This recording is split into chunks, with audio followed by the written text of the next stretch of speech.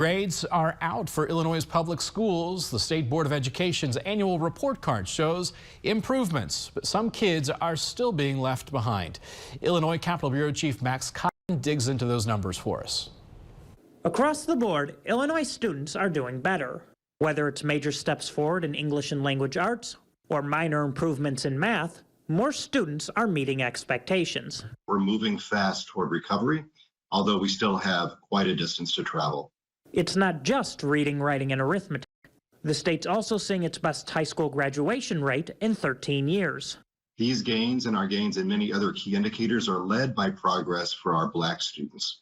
Despite the progress, students are still not hitting proficiency levels in math or English and language arts compared to before the pandemic.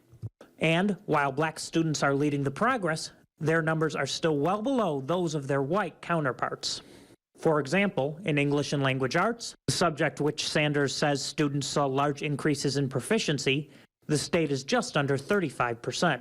About 45% of white students are proficient, while only 16% of Black students are proficient in English and language arts. Math numbers tell a similar story. I want to be clear that this is a result of our education system and not our students.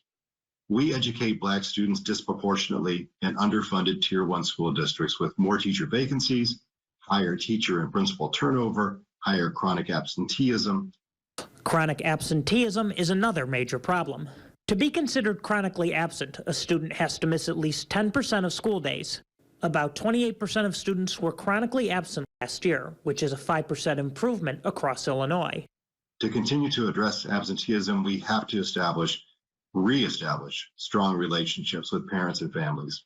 We have to make the case for the value of school and the value of attendance every day. Despite the challenges laid out in the report, it shows the state is coming out of the pandemic, even if it has a long way to go. In Springfield, Max Cotton, WGEM News.